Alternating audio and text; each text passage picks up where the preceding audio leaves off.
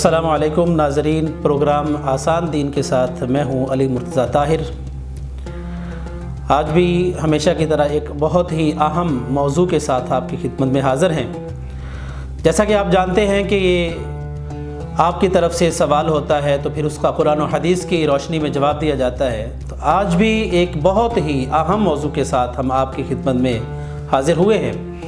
تو یہ موضوع معاشرتی بھی ہے اور اسی لحاظ سے دین کے ساتھ اس کا بڑا گہرا تعلق ہے۔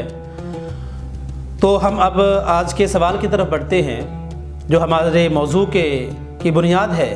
تو وہ سوال ہے، کیا دین لوگوں کی آراء کا نام ہے؟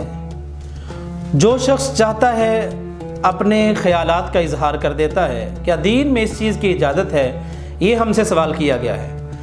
تو یہ بہت ہی اہم سوال ہے اور اس کا تعلق ہمارے دین کے ساتھ ہے۔ تو ہم اس کی قرآن و سنت سے رہنمائی لینے کی کوشش کرتے ہیں انشاءاللہ۔ جیسا کہ آپ جانتے ہیں کہ اس پروگرام میں وہی بات ہم کرتے ہیں کہ جو قرآن و حدیث سے ثابت ہوتی ہے، اور ہر سوال کا جواب قرآن و سنت کی روشنی میں دیا جاتا ہے۔ تو یہ جو ایک صاحب کا سوال آیا ہے اس کا جواب بھی انشاءاللہ ہم قرآن اور حدیث کی روشنی میں دیں گے۔ تو بات ہے کہ دین کیا ہے؟ کیا اس میں لوگ اپنی مرضی سے جو چاہیں کہنے کے مجاز ہیں؟ کیا کسی کے خیالات اور اظہار کا نام دین ہو سکتا ہے؟ تو انشاءاللہ اس پہ ہم قرآن و سنت کا نظریہ جانیں گے۔ محترم ناظرین کرام، دین اللہ اور اس کے رسول صلی اللہ علیہ وسلم کے فرامین کا نام ہے۔ اللہ تعالیٰ نے قرآن نازل فرمایا اور اس کی تشریح و تعبیر کے لیے، اس کی تفسیر کے لیے، اس کی وضاحت کے لیے اللہ تعالیٰ نے اپنے حبیب علیہ الصلاۃ والسلام کو حکم دیا۔ جیسے قرآن میں آتا ہے کہ ہم نے آپ کی طرف قرآن اتارا ہے تاکہ آپ اس کی رہنمائی کر دیں، لوگوں کو سمجھا دیں، تشریح کر دیں۔ تو نبی کریم صلی اللہ علیہ وسلم نے قرآن کی تشریح فرمائی۔ ایک آسان سی مثال میں آپ کے سامنے رکھتا ہوں کہ ایک صحابی تھے سیدنا عدی بن حاتم رضی اللہ تعالیٰ۔ یہ عرب کے مشہور سخی حاتم تائی کے بیٹے تھے۔ اسلام قبول کیا، صحابیت کا اللہ تعالیٰ نے شرف عطا کیا۔ تو جب قرآن میں یہ آیت نازل ہوئی، رمضان کے روزوں کے حوالے سے تھی، وَكُلُوا وَاشْرَبُوا حَتَّى يَتَبَيَّنَ لَكُمُ الْخَيْطُ الْأَبْيَضُ مِنَ الْخَيْطِ الْأَسْوَدِ، کہ جب تک تمہارے لیے سفید دھاگا سیاہ دھاگے سے ظاہر نہیں ہو جاتا اس وقت تک کھاتے پیتے رہو۔ تو جناب عدی رضی اللہ تعالیٰ عنہ نے اپنے سرہانے کے نیچے 2 دھاگے رکھ لیے، ایک سفید تھا ایک سیاہ تھا۔ رات کو اٹھ کے دیکھتے رہے کہ اس کی وضاحت ہو جائے کہ کون سا سفید ہے کون سا سیاہ ہے، تو وہ پہچان نہ کر پائے۔ اگلے روز اللہ کے رسول علیہ الصلاۃ والسلام کی خدمت میں آتے ہیں، کہتے ہیں اللہ کے رسول، میں نے تو اپنے بستر کے نیچے، اپنے تکیے کے نیچے 2 دھاگے رکھ لیے تھے۔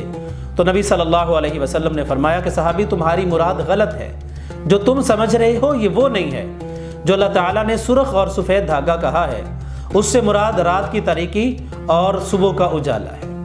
تو یعنی دیکھیے، عدی بن حاتم رضی اللہ تعالیٰ عنہ، یہ عربی زبان ان کی مادری زبان تھی، عربی کے نشیب و فراز کو جانتے تھے، اس کے باوجود سمجھ نہیں پائے کہ اس سے مطلب کیا ہے، کیا اللہ تعالیٰ نے مراد لیا ہے۔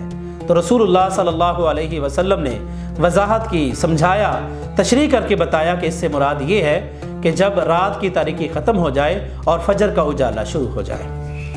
تو یعنی دین جو ہے یہ اللہ اور اس کے رسول صلی اللہ علیہ وسلم کے بتائے ہوئے طریقے کا نام ہے۔ نبی کریم صلی اللہ علیہ وسلم نے فرمایا تھا کہ بنو اسرائیل 72 فرقوں میں تقسیم ہوئے تھے اور میری امت کے لوگ 73 فرقوں میں بٹیں گے۔ اور آپ علیہ السلام نے یہ بھی فرمایا تمام کے تمام فرقے جہنمی ہیں سوائے ایک فرقے کے۔ صحابی سوال کرتے اللہ کے رسول، بتائیے تو صحیح وہ کون سا فرقہ ہوگا جو کامیاب ہونے والا ہے؟ تو نبی صلی اللہ علیہ وسلم نے کسی بھی جماعت کا، کسی بھی فرقے کا، کسی بھی گروہ کا نام نہیں لیا، بلکہ آپ علیہ السلام نے فرمایا ما انا علیہ واصحابی، جو اس طریقے پر چلتا ہوگا جس پر آج میں اور میرے صحابہ کرام چل رہے ہیں۔ تو یعنی دین اسی چیز کا نام ہے جو رسول اللہ صلی اللہ علیہ وسلم نے تشریح و تعبیر کر کے اپنی امت کے لوگوں تک پہنچا دیا، اور یہ وہی دین ہے جس کی ہم بات کر رہے ہیں، جس کے بارے اللہ تعالیٰ نے حجۃ الوداع کے موقع پر آیت نازل فرمائی تھی۔ اللہ کے رسول علیہ الصلاۃ والسلام اس وقت میدان عرفات میں تھے۔ اللہ تعالیٰ نے فرمایا الیوم اکملت لکم دینکم، وَأَتْمَمْتُ عَلَيْكُمْ نِعْمَتِي وَرَضِيتُ لَكُمُ الْإِسْلَامَ دِينًا۔ آج میں نے تمہارے لیے تمہارا دین مکمل کر دیا ہے اور اس دین کو مکمل کر کے اپنی نعمت تم پہ پوری کر دی ہے، اور میں نے تمہارے لیے اسلام کو دین پسند کیا ہے۔ تو یہ وہ دین ہے جو مکمل ہو چکا ہے، رسول کریم صلی اللہ علیہ وسلم کی زندگی میں مکمل ہو چکا۔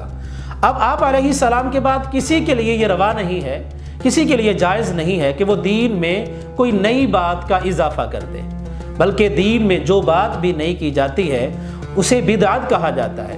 نبی صلی اللہ علیہ وسلم ہر خطبہ میں کہا کرتے تھے کل بدعت ضلالہ وکل ضلالۃ فی النار۔ ہر بدعت یعنی جو بھی دین میں نیا کام نکالا جائے جس کی شریعت میں کوئی دلیل نہیں ہے، جس کا کوئی ثبوت نہیں ہے، وہ بدعت ہے اور ہر بدعت گمراہی ہے۔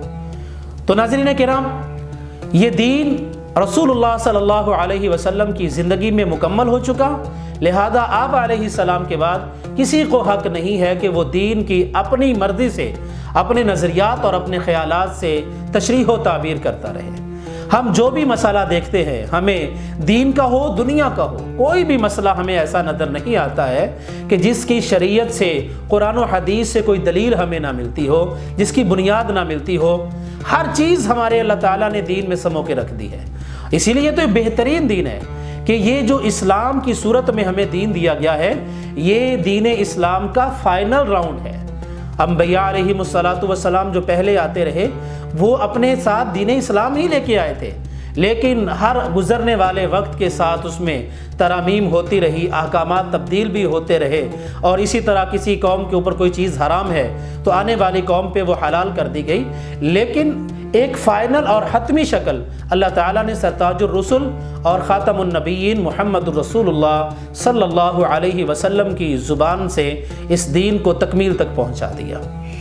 اب سوال ہے کہ کیا ہم اپنی مرضی سے دین میں کوئی اپنے خیالات کا اظہار کر سکتے ہیں؟